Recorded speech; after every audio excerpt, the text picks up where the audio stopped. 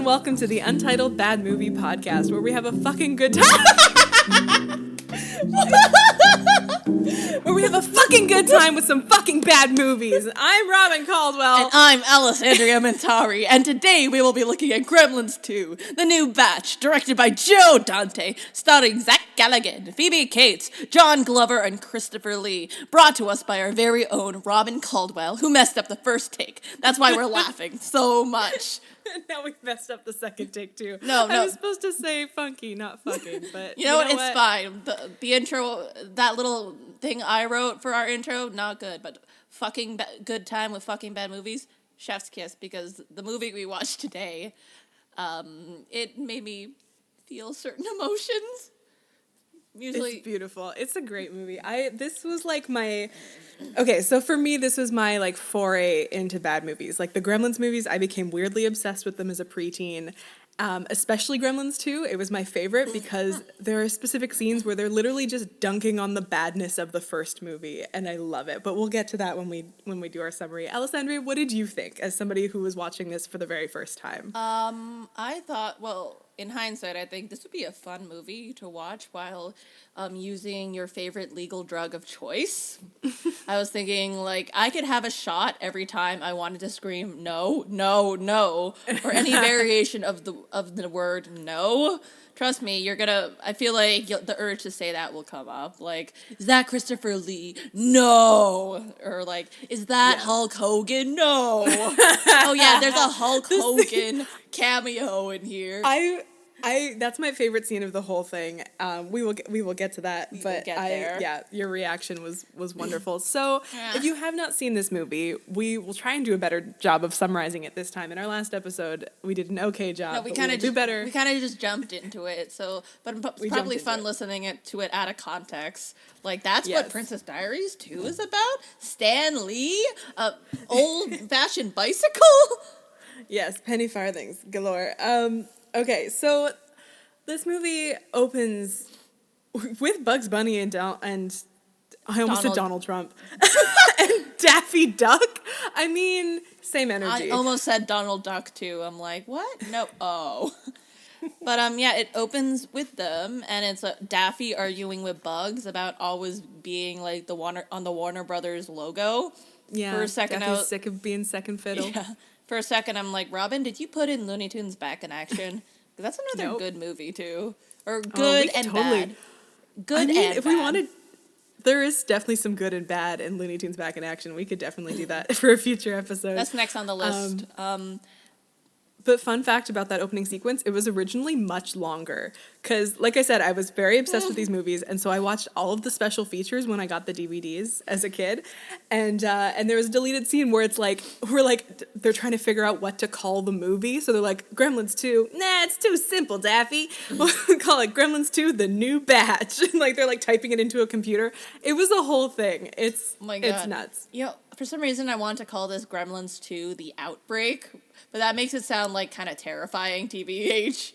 I mean, we're recording this in a pandemic, so yeah, it has a certain connotation. Yeah, but okay. So movie opens with Daffy Duck and Bugs Bunny. They're arguing. Then it goes to like this Chinese guy named Mr. Wing. And honestly, I thought the guy said Mr. Wayne. So I'm like, is this Batman? Because it is owned by Warner Brothers. He did have a bit of an accent.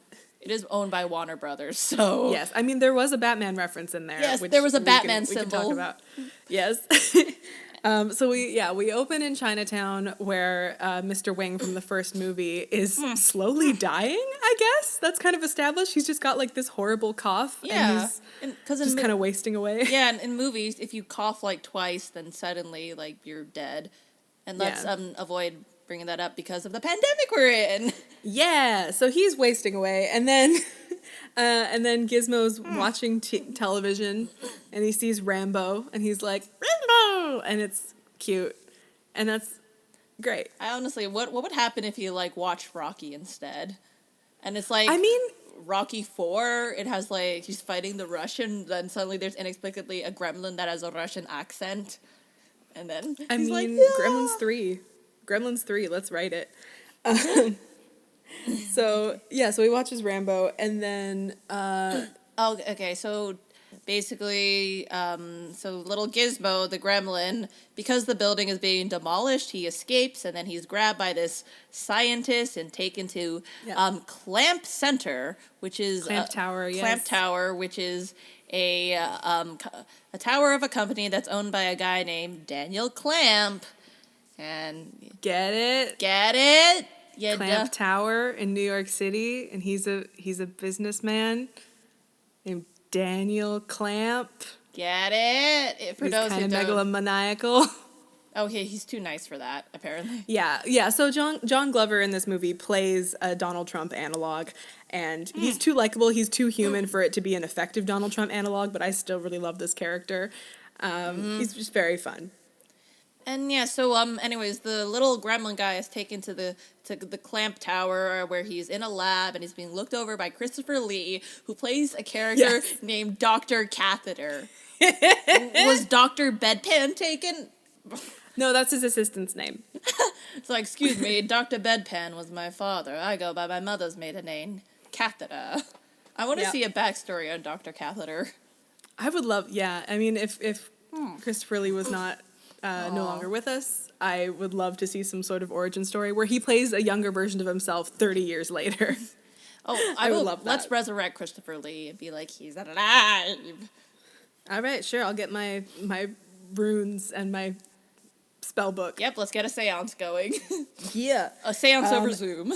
Yes, and we also see Billy, Petzler, and Kate from the first movie, and they have moved from their small town of Kingston Falls, and now they live in the big city of New York, and they're like, their only opinion of New York seems to be, we hate everyone here, and they're very rude. Like, that's kind of what we get in the establishing shot. They're just like, everyone's so rude, and then we see, like, a cab driver be rude to them, and they're proven right, and that's their only opinion about New York. It's not like, this place smells weird, this place has a lot of crime, or the rent is too high. No, it's just people are rude.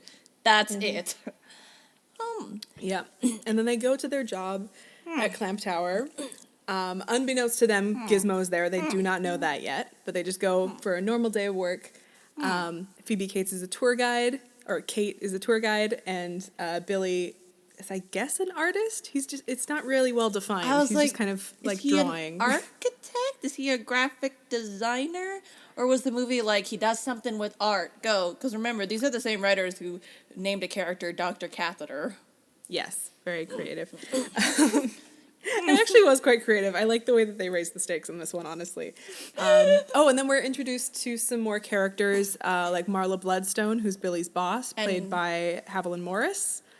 And she's like this lady who has a really tough Brooklyn accent and all of this like curly red hair. So I just immediately called her Ariel for the whole thing. Yeah, we called her Ariel for the rest of the movie. Yeah, I mean, like, I didn't hear her name upon her first appearance, so I'm like, Ariel. Yep. As you do. Yep. And then, okay, I'm reading the Wikipedia because I'm trying to still process this. I'm reading the Wikipedia plot synopsis, and so basically, Billy finds out that Gizmo is in the lab, and then suddenly, and he's like, okay, we'll take he's busy, he has to do something, so he says, okay, Kate, find Gizmo in my office, take him home. Fortunately, Gizmo gets wet and then starts multiplying. How does that work? Yeah, it's not like these rules are not well explained or well defined, because like you're not supposed to feed them after midnight. It's always after midnight. You're not supposed to get them wet. They multiply with water somehow. Bright light also kills them somehow. It's not well defined. It's because we need them to have faults and strengths in order to be a good antagonist. I mean, that's it. I mean, that's fair. At the same time, it's not explained that well. Like, also, are they magic? No. Are they, like, products of government experiments? Did a comet crash on Earth? And then out came the Gremlins. I mean, I would love for that to be the reason. The first movie, literally the reason that we've never seen them before is because they're from China. That's how it is in the first movie. That is... The main character's dad goes to Chinatown and is like, whoa, these crazy Asians and all their weird shit. And that's just in the first movie, and it's really gross. Yeah, not all the movies that we watch are going to age particularly well, but I have to admit, parts of Gremlins, too, age is pretty good, considering the screaming orange man, who is now Yes. booted out of the White House.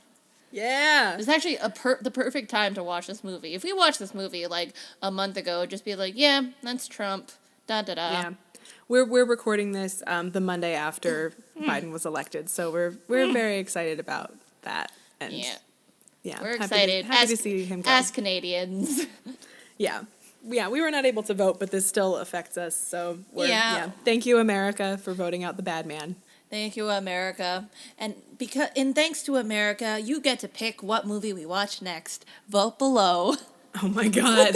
There is no below. Vote below. Please vote for Bratz. No. We're not going to watch Bratz. Oh yeah, so we're also introduced to Robert Picardo's character, Forster, who is I don't know what Billy's, he is. he's Billy's boss, kind of, but Marla is also his boss. He's just like he's like an overseer of the building, basically. He works for Clamp and he oversees. Yeah, it's not things. It's not specified what he does, but we could just assume that it's business. Honestly, he just looks like your typical 80s businessman. Yeah. And it's also watching this movie. This is my first time watching the movie since I had learned that Robert Picardo was also in a Gremlins knockoff movie in like 1987 or something called Munchies. He was just played a very small role, but knowing that he did that in between the actual Gremlins movies makes me very happy. Well, you need to pay the rent somehow. Yeah. Oh yeah. So he's just kind of this like technical guy who like gets mad at Billy for having a plant in his office. Yeah. And for like painting something that wasn't company approved. He's just like a dick, basically. Yeah, it does feel like an interesting parody of like 80s business movies, honestly, or just like 80s work culture in general. Yeah. So like, I mean, I gotta it takes place admit, in 1990, but yeah, but the it was 80s like, were still around. We're in their minds, at least. Yes. It's so weird that like we're talking about this in a constructive way. Of like, yeah, Gremlins. It doesn't just satirize like movie sequels. It satirizes 80s work culture and corporations. Oh yeah, it's got so many different things in its sights, this movie. So many layers, so many thoughts. Okay. Oh yeah. On the documentary. So, anyways, Gizmo, because he got wet, he spawns 4 new Mogwai/Gremlins, and then they basically keep multiplying and multiplying and multiplying until they go all around the building. Yeah, they take over the entire building, and that's the plot of the movie. Yeah. Yeah. I'm surprised they didn't have, like, an end credit scenes, like, when all the Gremlins are done, in the mass, like, suddenly you see a living hand shoot up, like, still alive. I mean, if we're going to talk about the end of the movie, they did kind of leave it hanging a little bit. One of the Gremlins, we find out at the very end, did survive. But, okay, so there's a scene where Gremlins break into the lab that Dr. Catheter works at, and they're just ingesting everything they can get their hands on. So they're morphosing and They're turning into a lot of things. They're, like, transforming.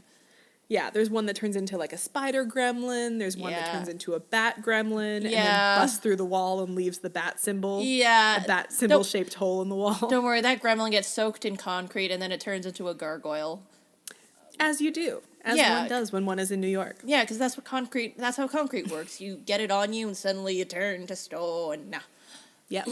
So, are you going to talk about the one gremlin that's still alive? Because, like, honestly... Yes, so, like, okay, first of all, the TLDR for the rest of the plot is that everybody works together to stop the gremlins from running amok in the tower.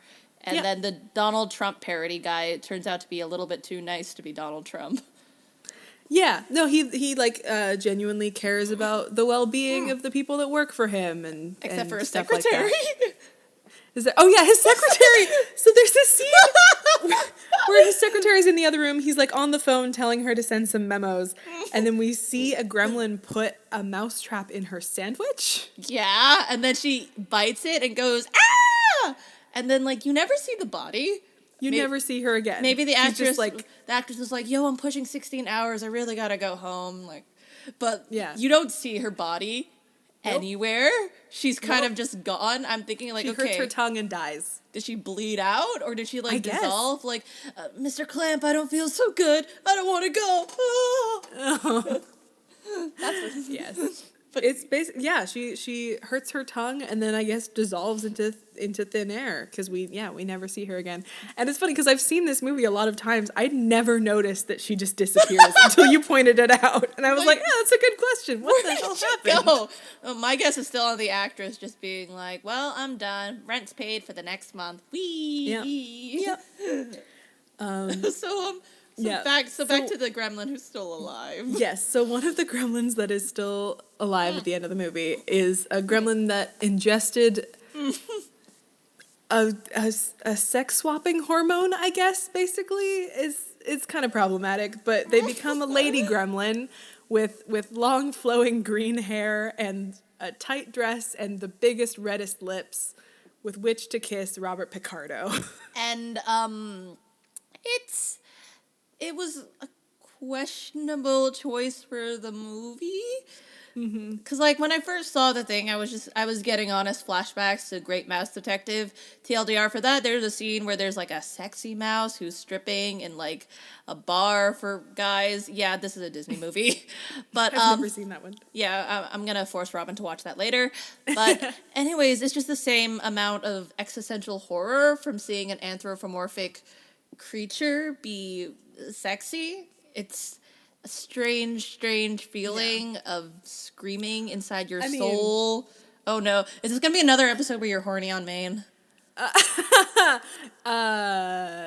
Well, now I'm embarrassed to say. No, I was gonna say, I thought it was interesting that you said she was sexy. I would say she's sexualized. I wouldn't personally say that she's sexy, but that's interesting. Misuse of words. Okay. I feel like there was someone on the design crew who's like horny on Maine. I mean, the reason she's alive at the end of the movie is because Robert Picardo was like, fuck it, I'm gonna do a gremlin. Like, she decides that they're married and she finds a tiny wedding dress somewhere and wears it. And he's just like, yeah, sure, fuck it, it's the end of the world. And that's the note that we end on. It's just Robert Picardo shrugging and then sinking down a wall. So, okay, in the Gremlins threequel, it's their offspring that's, like, causing ruckus in New York or what other city? Gremlins in LA. Oh my god. Gremlins in Vancouver, they would get wet quickly. They would get everywhere in Vancouver. It rains here all the time. There's no sunlight. They would just multiply and kill everyone. Especially now, it gets dark at 4 o'clock now, so yeah, that's where we're at. Yeah. Yeah, if gremlins were real, we would not make it here. So, it would not happen. So I guess we've summarized the movie. So what else do we talk about except for my feelings of existential horror? I would also like to talk about, so Clamp Tower is many things. It's got a whole lot going on. It's basically just like a hyper-capitalist building where there's just storefronts everywhere, a lot of merchandise everywhere. Old 80s technology. Like, there's this, like, video phone thing, and it looks like a cash register. Yes. Yeah, it's fun seeing all the old technology from the 90s. Same with the cameras. It's not just like a DSLR. It's like a big, bulky thing with a big pop-up flash. I mean, I'm a camera nerd. When I see cameras in movies, I'm like, what's that? What's that? Which one is it? What camera does Peter Parker use? Yeah, they had a lot of fun with the flashbulb cameras in this movie. Oh, speaking of cameras, there's a character who's a Japanese tourist guy, and guess who he was played by? Played by the actor who played Long Duck Dong in 16 Candles. Getty Watanabe? Yeah. Yeah, that was fun. More feelings of existential horrors. There's also another connection to 16 Candles. Yes, Haviland Morris, who plays Billy's boss, Marla, in this movie, is also was Molly Ringwald's sister in 16 Candles. Yeah, the one who gets she gets high or something on her wedding day. She's on meds and she gets all loopy. I forget. I haven't seen 16 Candles in a long time. That movie is. I actually haven't watched it, but I know the reputation. It's like Molly Ringwald being this and that. I mean. Yeah, don't bother with 16 Candles. It's not so bad it's good. It's just at this point very problematic. Like there's sexual assault, there's racism, there's sexism. It's just gross at this point. But I will say a Molly Ringwald movie that's so bad it's good is called For Keeps. It's where she gets pregnant and that's basically I've seen a bit of that movie, yeah. I caught it Yeah. on television once, yeah. It's questionable, and we could talk about it later. Like, it's like, let's focus on Gremlins too, because like, For Keeps is another like Sure. another bag of knives, and Oh, yeah. that's my metaphor for keeps. Yeah. So Clamp Tower also has a television network. So this was done kind of before like cable television really did have a channel for everything. So they were kind of making fun of that. So you see like the safety channel and there's a guy in a cast, or the archery channel and you see a guy dressed as Robin Hood with a bow and arrow, and The but cooking one of my channel. favorites, the cooking With channel this lady who drinks all this sherry. Yes. Microwaving with Marge, or Microwave with Marge. I don't It's this know. cooking show, and she's just progressively getting drunker on cooking sherry. I'm just like remembering the meme of like 2 shots of vodka. Yep. She's that lady, but she gets a lot of screen time, and it's great. I still, like, something that lives in my brain is just the line where she slurs the same tuna noodle cheese product surprise. It's just like she's just slurring all over. It's just... That It's that hilarious. voice just reminds me of like a drunk Mrs. Potts. Yeah, that's basically her vibe. Yeah, it's drunk Yeah. Angela Lansbury. Pamela Lansbury. I almost said Pamela.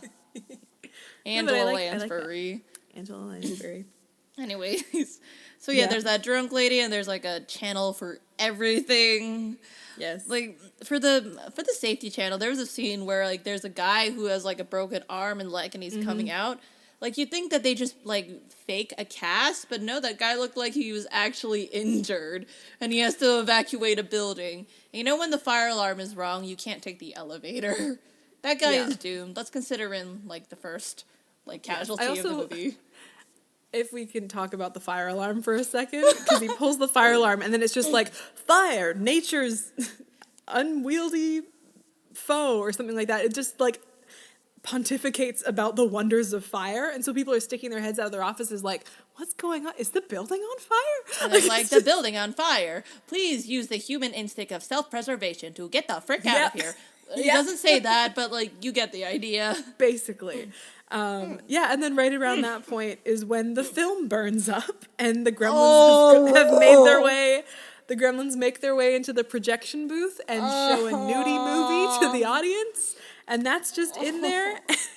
And then the scene goes to where, like, this lady comes out of the movie with her daughter to, like, a theater worker, and she's like, "Excuse me, there's something wrong with the movie." And then the theater projector guy comes down from, like, the balcony saying, "I'm not doing this shit anymore." Yeah. Then, want to explain what happens next? Yeah, and then the usher is like, okay, I'll take care of this. And so he goes into the theater and finds Hulk Hogan, who's there, just enjoying Gremlins 2, and is like, hey, we've got a situation in the projection booth. Sorry to bug you. Can you do something about it? And Hulk Hogan is like, hell yeah, brother. And he stands up, faces the projector, and just intimidates the Gremlins into putting the movie back on. And it's my favorite scene in the entire movie. And it's... I wish we recorded our reactions, because, like, Yeah. I saw him, and, like, I kind of recognized him. Like, is that... No! Yeah. It was such a great moment, because I knew that was coming, and I was like, I can't wait to see your reaction. And you just saw him from behind, like, you saw the bandana and the tank top, and you were like, wait, no! It's so good. More screaming of existential horror. See, that's why the drinking game should be drink whenever you want to scream in horror. Yeah. Ironically, I did more screaming with this movie than when I watched Cats 2019. And I thought Cats 2019 would be no movie. It was more of the I'm uncomfortable movie. Yeah. We'll do Cats 2019 soon. Vote below. At some point. I'm always going to say vote below for whatever, and I will not stop until we get Bratz. Yes. Oh, no. But there is an... What other scenes are there that cause... yeah, go ahead. I don't know if this is existentially horrifying, but there's also one of the Gremlins when they're in the lab just ingesting whatever. One of them ingests a brain hormone and then just begins speaking fluent English. Like before an that, English accent. Did he have an English accent? Or it I don't seemed know, like he kind of posh-ish. Yeah, accent. he had just kind of like a waspy kind of voice. Almost kind of voice. Yes, I'd like to talk a little bit about what's going on in this room because there are some fantastic ramifications for the benefit of the gremlins. Like, it was just. Can I also say one of my favorite parts is like a gremlin grabs like a beaker full of acid and the label says acid, do not throw on face, and he immediately throws it on the face of another gremlin.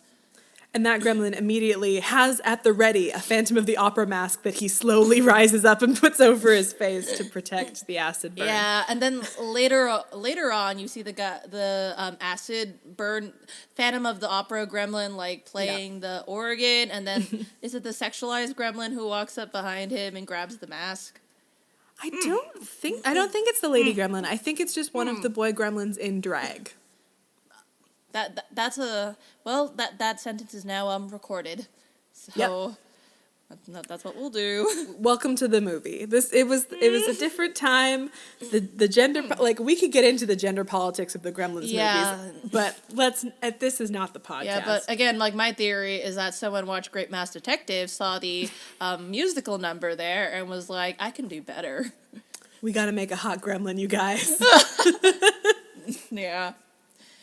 Oh, God. I'm just, like, surprised that out of all the movies that this movie made me think of, it was, like, Great Mouse Detective. Like, there are all these references to other things, and then I see the sexualized gremlin, and I'm, like, getting flashbacks to Great Mouse Detective. Oh, yeah, there's so many references in this movie. There's Wizard of Oz references, Casablanca references, Phantom of the Opera references. It's all over. Yeah.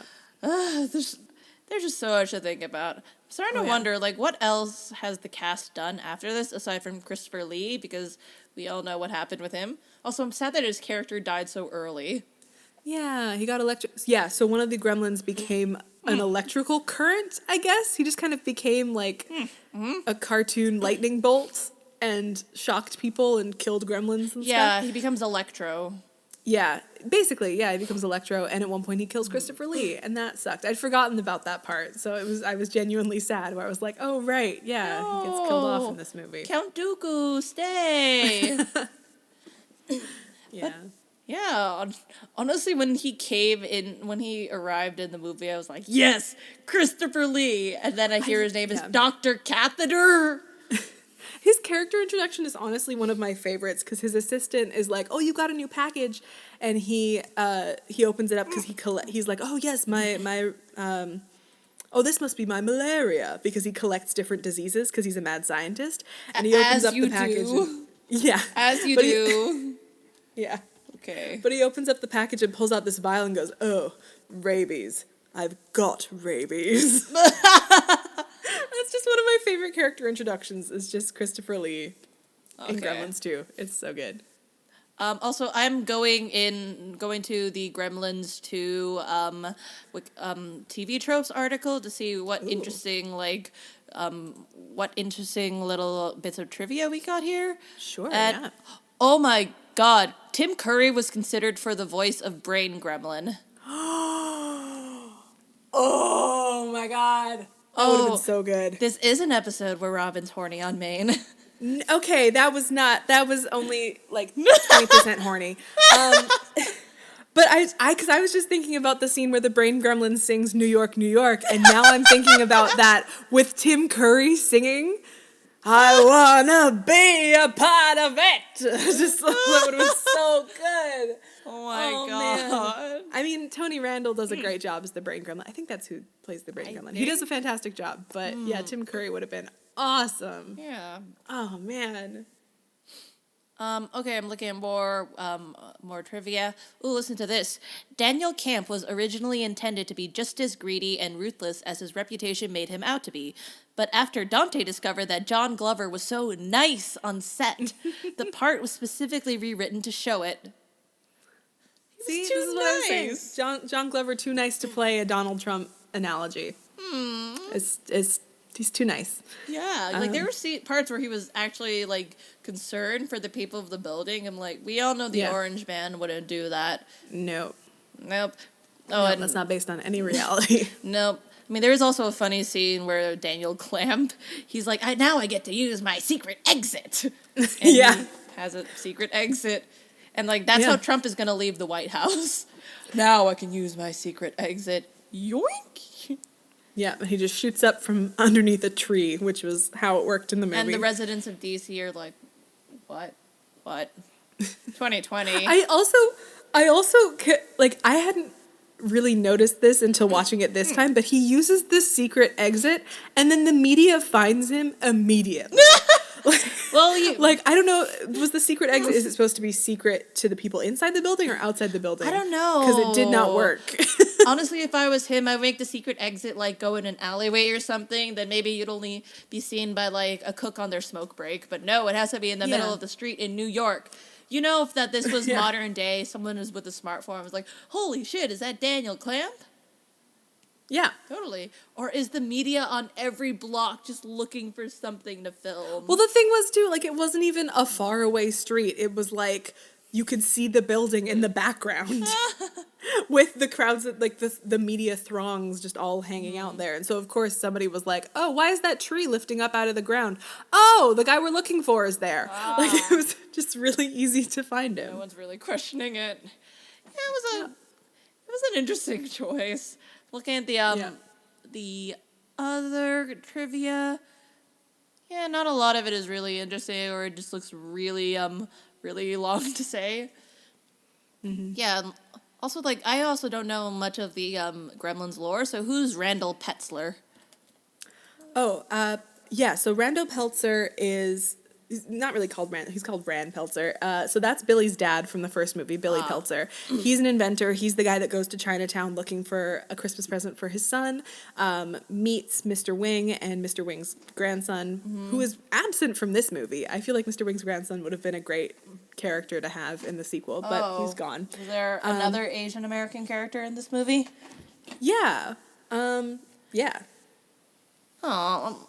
Yeah, I don't know his name. He's just kind of called the grandson, I think. But he sells he sells Gizmo to Rand Peltzer, and yeah. Well, so it's the 80s. Asian characters didn't exist yet. Mm-hmm. Yeah, that's right. I just me and Robin were talking about this before, that maybe if they remade this movie, it could just star like the Chinese guy who sells the gremlin and his grandson. Like, yeah. Yeah, like, because the thing is, the whole conceit of the first movie is he sells this gremlin to this guy, and I was like, I don't understand. Like, it would have been so easy to just make the movie about this guy giving his grandson this creature and telling him about the rules and telling him what to follow, but that would have meant casting an Asian person in the main role, and you can't have that in 1984, so no. Instead it was Zach Galligan.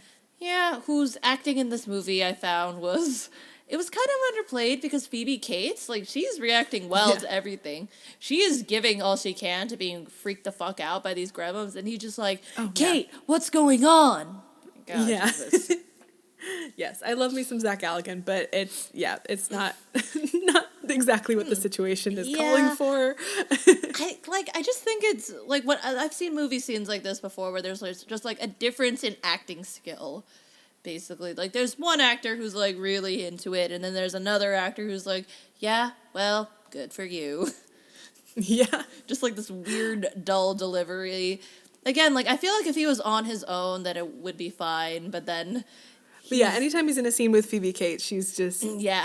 She's acting circles around him a little bit. Yeah, she's my favorite. She was my favorite actor in this, just saying. She was great. Because, like, her character she's like a G-rated version of a Scream Queen. Like, obviously, she's not being chased by a killer. She's being chased by these gremlins, basically. Yeah. And she's running around screaming and shit. Like, she could be a Scream Queen if she wanted to back in the day. Oh, totally. Yeah, she's got the good scream. She did... that's why she was in the first movie, too. She had great screaming. But she also...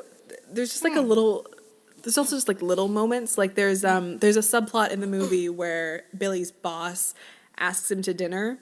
And then basically just sexually harasses him. Marla, like, in a Canadian restaurant. Yeah, we're Canadian BT dubs, but Yeah. yeah, she kisses him, and like, it's kind of uncomfortable to watch. It's It's Yeah. not great. That you could do Yeah, that now. and his girlfriend, like Kate, sees like the lipstick on his lips and stuff, and it's like it's a typical heterosexual like jealousy, miscommunication kind of plot. Yeah. It doesn't get resolved in a satisfying way. It just kind of can't focus on that. Gotta save the day, and then Well, it does kind of get resolved because later on, Haviland Morris, she's caught in the web of the spider gremlin. her web of lies. Yes. No, but then Phoebe Cates like finds her and is like, "Oh, should I just leave you here?" And she's like, "Okay, no, about Billy. Don't worry about it. Like I hit on him, he rejected me, and everything's cool." And it was, and then she saves her and it's fine. Yeah. And then at the end, like, Kate kind of implies that she might marry Billy, which, like, I brought this up to Robin. Like, they were in the first movie together. I asked, are they slightly trauma bonded? And Yeah. I think now, especially, they are trauma bonded. Well, on Kate's end of things, because, again, Phoebe Cates is the one who acts the most terrified in this situation. For sure. But there's also another little acting moment from Phoebe Cates that I love where it's the next day back at work. He's had dinner with his boss at this point. She's seen the lipstick. She knows that something happened, but he hasn't told her yet because they don't communicate. Because heterosexual people. Yeah, but they go into work and then his boss finds him and like stands between them with her back to Phoebe Cates and she's just like, "Hi, Billy. Last night was wonderful," and as she walks away, Phoebe Cates just kind of like looks after her with this like just kind of disturbed glare. like this like angry glare, but like I am at work so I have to keep it cool, and I love that moment. It's very funny to me. Just that little acting moment She is from like her. the saving grace of this movie. Just like Phoebe Cates rocks in this. Yeah, that's like so. Yeah, I'm just thinking, what else should we say about this movie? But like, I just wanted to mention if anybody is listening to this and doesn't know who Phoebe Cates is, if you've ever seen Fast Times at Ridgemont High, you do know who Phoebe Cates is. She's the character that Judge Reinhold masturbates to. Yep. That's interesting. And Judge Reinhold in the first Gremlins movie and hits on Phoebe Cates and gets rejected. That was his lot in life, I guess, as an actor, was just to hit on Phoebe Cates and have her be like, "No." There's a lot of connections to like 80s movies and this 1990 movie. Again, like 16 Candles, other things. All we need now is a Nightmare on Elm Street connection. Wait, out of all the references, you think there was one there, maybe? Nightmare on Elm Street? I've never seen Nightmare on Elm Street. That's Freddy Krueger, right? Yeah, Freddy Krueger, made in the 80s. I don't think there was any references to that in this. Dang, I thought that'd be marketable. No. Oh, and BT Dubs, we should do one of the Nightmare on Elm Street sequels, although I know you don't want this to be a sequel podcast. No, I don't. Our next episode has to be some sort of like lone standing movie. Okay, well, I wanted to propose for the holidays, maybe we should watch A Christmas Prince, but the thing is, A Christmas Prince 2 is the most, like, train wrecky, but A Christmas Prince 1, that's the one that's not a sequel. So it's like, okay, we've got to pick our battles here, but we want to do something festive, because we missed out on Halloween. Although this movie is pretty spooky. I would watch this on Halloween. Yeah, Gremlins 2 is a good Halloween movie, and then Gremlins is a good Christmas movie. Right, it's a Christmas movie. 100% serious, Gremlins is my Christmas movie. I watch it every year. That's your Christmas movie? It is. I love it so much, and it's stupid and silly, and it's got some problematic shit, obviously, but I still love it. I just watched Home Alone 2. Like, actually, I watched Home Alone 2 before Home Alone 1, so that's my life. Yeah. Nice. I would say that the sequels, Home Alone 3, might fall into so bad it's good territory. So we'll keep that in mind for festive stuff, but it's a sequel. I'm curious about that. I remember watching Home Alone 4 at one point. I took it out at Rogers Video, which now is a very old-fashioned sentence. Yeah, we're old. But I'm 85. Yeah, and I'm 24. But which to somebody listening to this is going to be old. Yeah, some kids might not know what Blockbuster is, and I'm just going to do my best Jamie Lee Curtis and scream, "Oh my God, I look like the Crypt Keeper!" Yeah. Oh wait, there's a Freaky Friday remake. We can't even say that anymore. Oh my god. Wait, was there? There was a musical remake that was on like the Disney Channel. Also, I'm gonna refrain from talking about that a lot because my friend was in it, and I don't wanna. But like, I found out she was in it when I just. This can be a very funny story, but there's a show on YouTube I watched called Musical Hell, and they were reviewing Freaky Friday, and I just look at the footage they have. I see my friend who like I work with. We're in a thing together. We're in a web series together. She cast me in it. I see her. I'm like, that's you. And I haven't brought this up to her yet, and I haven't. I actually brought up the podcast to her once, so who knows? She might read this. I'm so sorry, but I'd love to have her on. It might be funny, but like, I just don't know how much I can not talk about this and not talk about this before. I don't know. Yeah, like, it's a weird surrealness. All I know is for sure. I don't know how I feel about having a movie like the Freaky Friday remake on this podcast because again, I have a friend in it. Yeah, I mean, I've never seen it, so. Maybe it's good. Would be interesting. And it was also filmed in Vancouver, so we probably have friends who also worked on it behind the scenes as well. But like, I also have friends who work on so-and-so show, and they're like, yeah, it's trash. Yeah, that's pretty fun to like talk to your actor friends and just kind of go over their IMDb and hear about like who's an asshole to work with and like or like what was fun to do or like what set was horrible. Like seriously, I have a friend who was on like one of the bigger like CW shows in a role with a character that has a name. I said like, "Wow, you were on that?" It's like, "Yeah, it's just a paycheck." Like people would kill to be on this show. There are actors who come to Vancouver to be on shows like that, and my friend who's on is like, just a paycheck. Whatever. It's as you do. I mean, you got to pay the rent somehow. I swear there are actors in Gremlins who are like, "Yep, she just needed to pay the rent." Or like, oh yeah, well I remember you said that because one of the establishing shots of Clamp Tower is you see like a malfunctioning revolving door, and so the guy using it goes through the revolving door and then crashes into this poor extra who's carrying just a giant pile of papers and throws them everywhere as she falls. And you were just like, oh, this poor extra. I assume she's an extra because she wasn't speaking. If she was speaking, maybe she's paid scale, blah, blah, blah.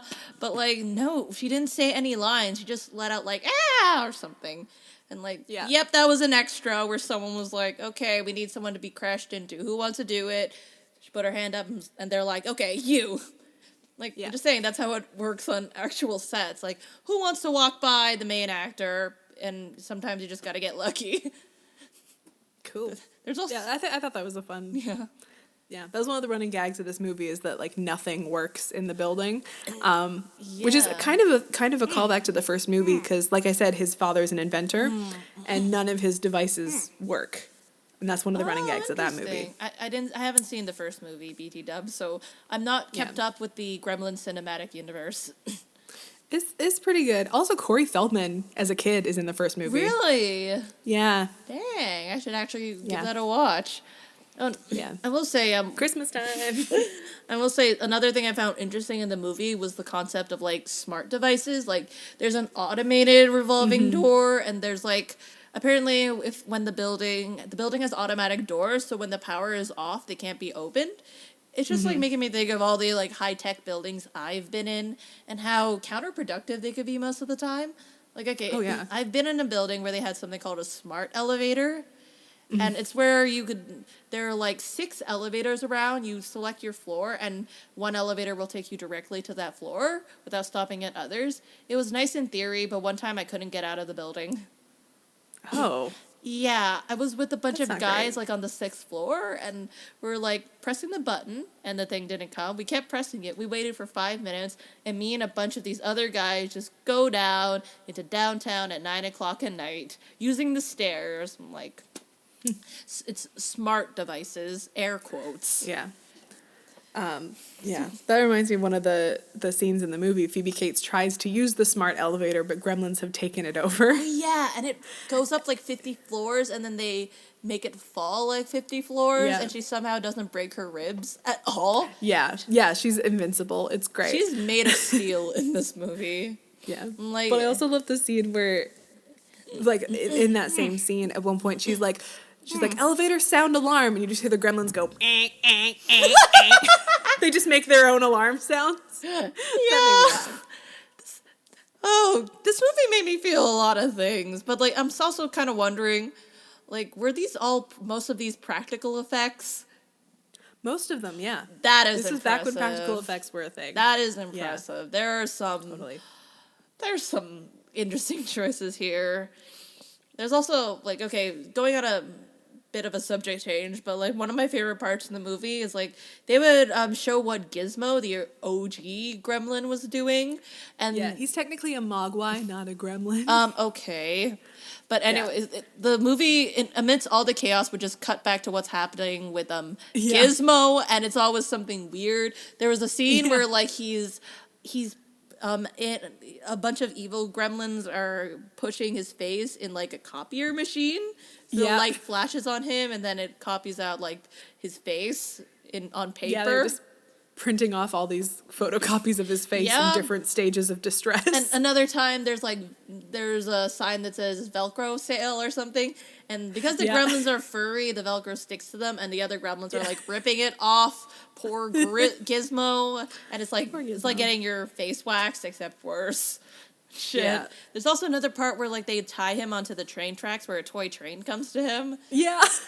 I'm like, what is this? And also, like, this keeps continuing on as the movie goes. There's also a point where little Gizmo sees, like, Rambo, and he's inspired, so he starts working out in the middle of all of this chaos. Like, Gizmo, read the room. Priorities. It is very cute. It's cute. It is very cute to see him work out, though, because he just, like, he lifts a giant weight with one arm and then crashes through the floor because it's too heavy. And then, like, he also, like, punches, like, one of those swinging heavy punching bags and swings back and hits him. Like, it's so cute. At the same time, read the room. Read the room. Well, he's gotta get strong so he can save his friends, Alesandria. I know. That's what he's doing. But it seems like all he did was pull back a bow, and I can assure you, that's more back muscles. Do some push-ups. I've done archery.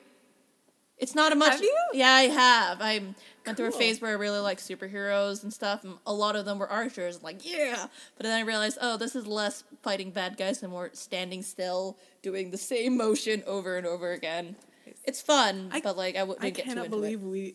I cannot believe we did not talk about this last episode when we were talking about an archery scene in Princess Diaries too. Yeah. Oh, a running thing. These movies are all gonna have archers in it. Oh my god! If we watch Christmas Prince, there's another archer. There's an archery scene. There's gonna be archery scenes. I thought, like, Robin being horny on Maine would be the running joke, but no, it's me saying vote below and archers.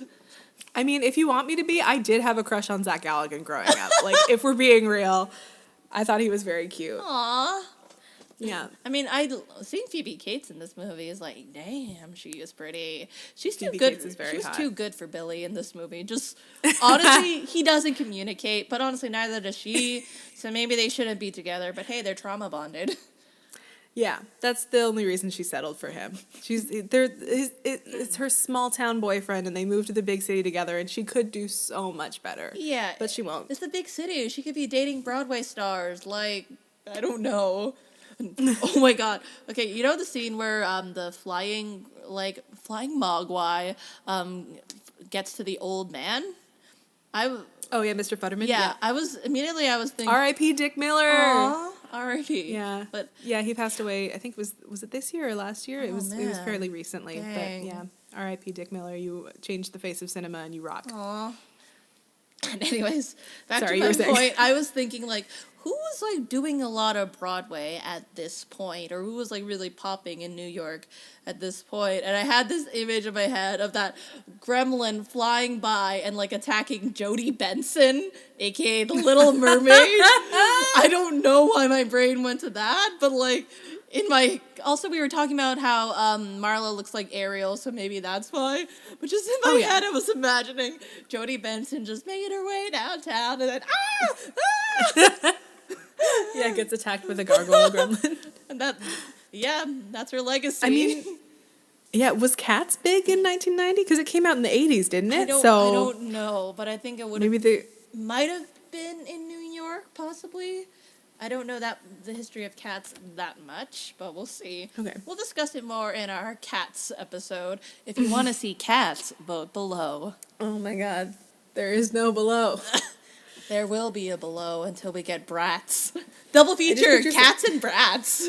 Oh my god, that sounds like a horrible combination. Just like the sexiest movie ever, and then Bratz. The movie that you didn't think came out in theaters until I told you I was there. Oh my god. I thought it was made for TV. Yeah, okay. For context, we've been discussing whether to watch the 2007 Bratz movie, and like Robin's always said no and stuff, but I've always joked about it, and she didn't think that it came out in theaters, but I can vouch and say I was there. I came into the movie. I watched it. I was 9 years old. Also, my sister was there, and I talked about it with her. I said, "Do you remember that?" And she's like, "Yeah, I remember hating it." I'm sure my sister feels the same way about taking me to see High School Musical 3 in theaters. Hey, that is a good movie. We do not accept High School Musical slander. Okay, I don't know. I just remember at one point they let like maybe 30 seconds pass between musical numbers, and then somebody started singing again, and my sister just like snorted in the seat beside me. I mean, I will say, like, another tangent here, but I really like the YouTuber Sideways, and I always look through his Twitter, and, like, I gotta admit, he's my YouTube crush. But I saw him talking about High School Musical, and he said, "Hey guys, I just watched High School Musical, and it made me want to smash my head against the wall." So it pushed me into this existential crisis of, is High School Musical bad? And then I talked I talked to my sister about it, and she's like, the musical numbers are good, the plot is meh, because it's a story about musicals that makes fun of theater kids. It's true. So, it like, does. Yeah. But I mean, also, like, I don't know if you've ever seen that clip of a drunk girl who was, like, talking about Sharpay and Ryan. It's one of my favorite videos on YouTube where she was like, Troy and Gabriella can rot. Sharpay and Ryan have put in so much work over the years, and they were in every school musical just to get to their senior year, and they can't even be in the spring musical. That's true. That's, like, my stance on High School Musical now is, like, the musical numbers, I stan. The plot where it makes fun of theater kids for working too hard, I can't stand as a theater kid myself. I mean, I will say I have encountered some theater kids that are, Maybe like, specifically, like, I've gone to karaoke with theater kids that take it way too seriously. I went out, okay, real talk, one time I was out at karaoke with some friends, and then there were some friends of friends there, and some of them were musical theater people, and two of them got up to do A Whole New World, and and they did a great job, and then afterwards they came back and they were talking to us, and they were upset that it wasn't the version that they'd practiced at home. And I was like, you practiced at home for a night out with your friends? It's karaoke. It's karaoke. What are you doing? Jesus. I will say, though, when I went to acting school, the only karaoke night I attended was crazy, but it was fun. But come to hear about a year and a half later, I talked to my friend who went to the same program that I did. There were people who went to a karaoke night and then had karaoke night banned because everyone was fighting over who gets to perform. So that's what happens with karaoke with theater kids and shit. Yeah. I mean, they can be fun. Like, I've been to karaoke with theater kids where it's just, like, the best time ever. And people are really talented, and so nobody's butchering anything. Oh, yeah. And that can also be really fun. I've done that, too. But I've done karaoke with smaller groups of, like, young acting students, including myself. We did some pretty nice duets. It was really, really fun. And then I've been in karaoke groups where there are a lot of people who want to perform. Also, by the way, for the only karaoke night I went to, I never got to perform my song, even though I wrote it on the list. Oh. Yeah. I'm sorry. Totally mad. I want my tuition back. I love how this went from Gremlins to High School Musical to, like, karaoke, and to me having an existential crisis over whether High School Musical is good or not. Yeah, we knew we were going to jump around when we talked about this. We always get tangential. Yeah, it's good, though. And then, like, when we were done recording, I talk about something, and Robin's like, why didn't you say that in the podcast? Do we want to bring up what you said last time?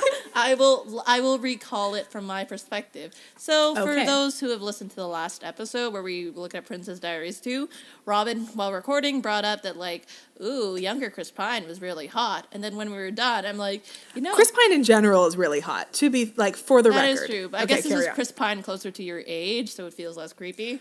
It does feel less creepy.